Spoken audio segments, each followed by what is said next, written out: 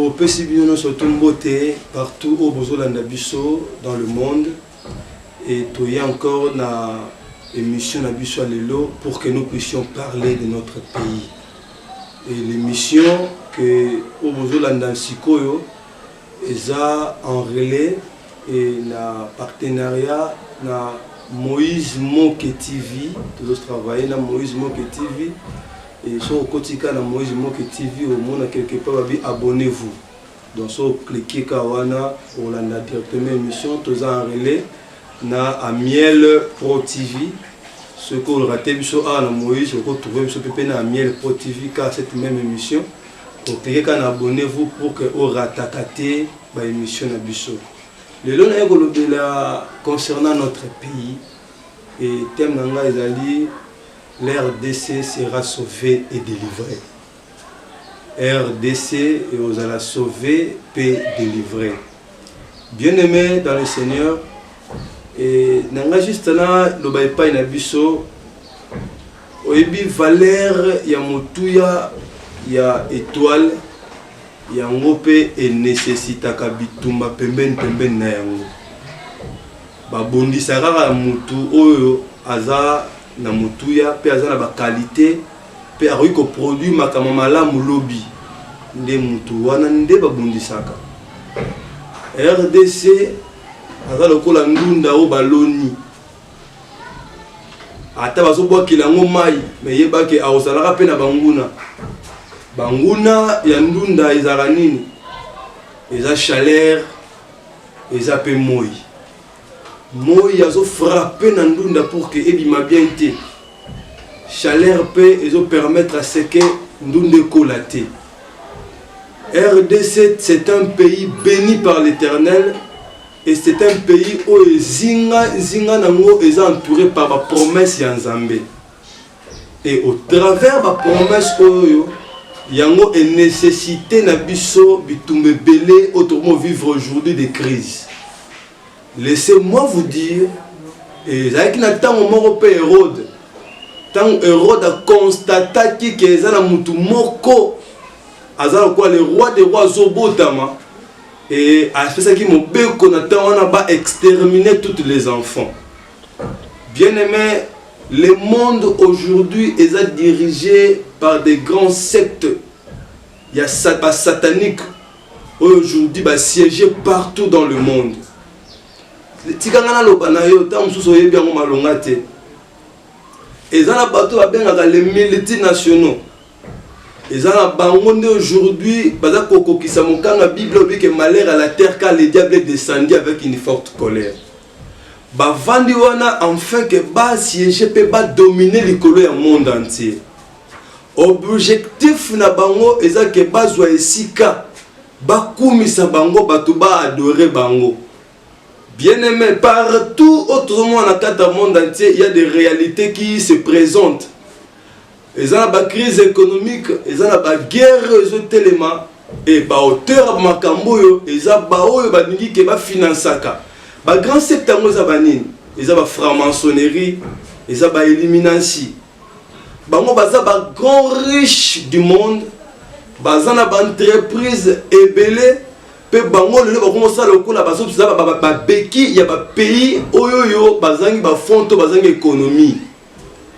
Bazo travailler dans ba grandes organisations ya monde entre autres ba OMS, ba FMI, ba PAM, bazo travailler dans ba situation na pourquoi pour faire remonter les économies ya ba mboka.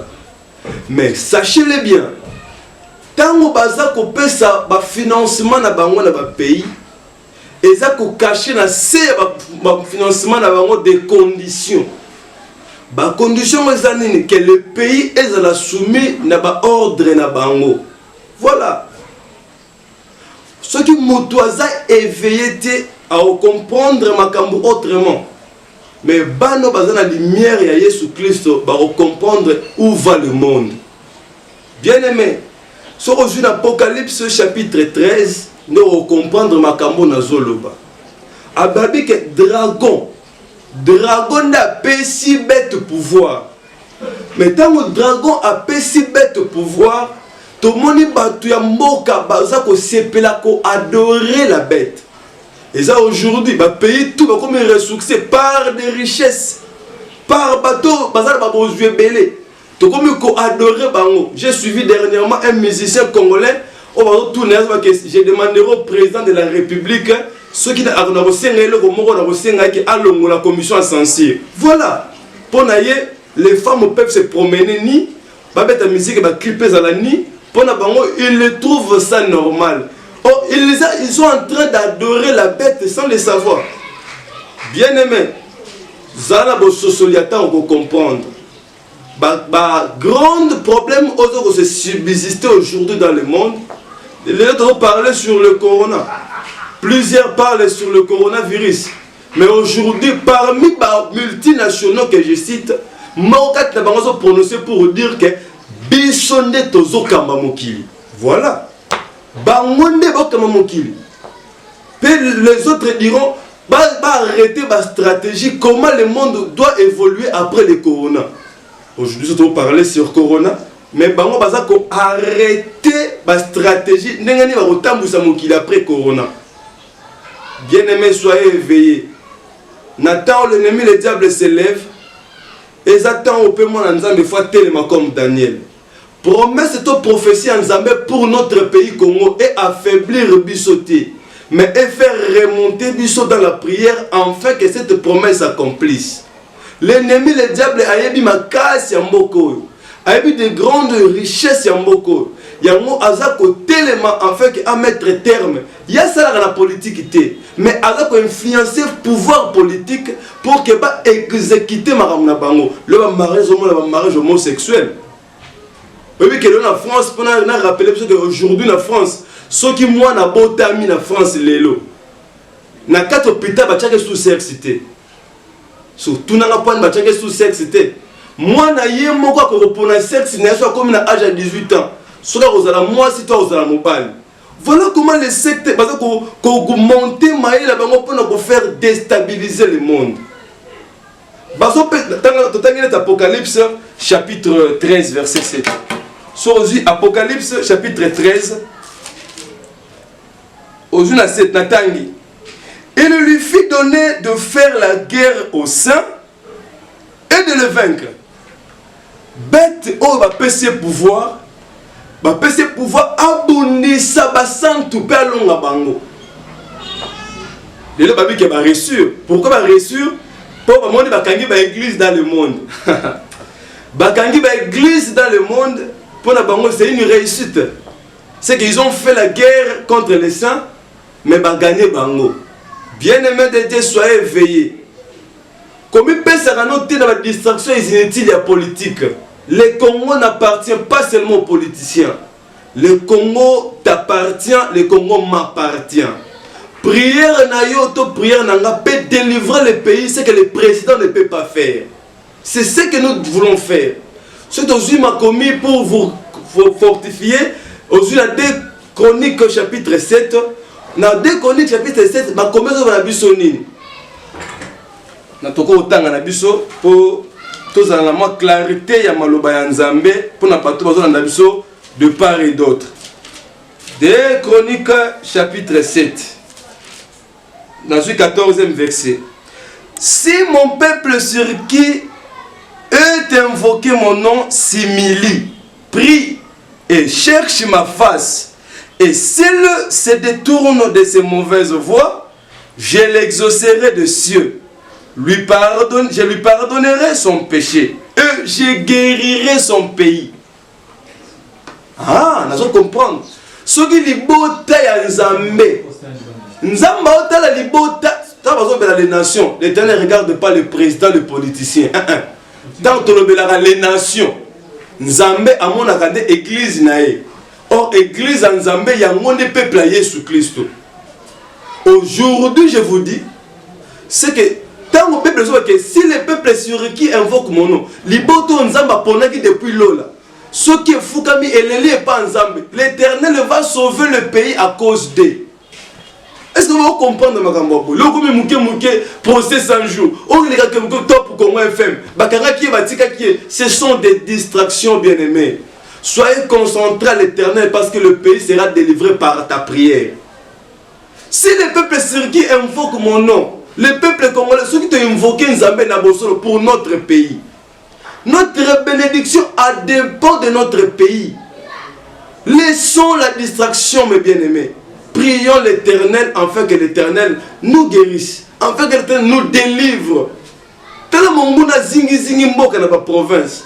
Tala monguna zingi zingi mboka partout.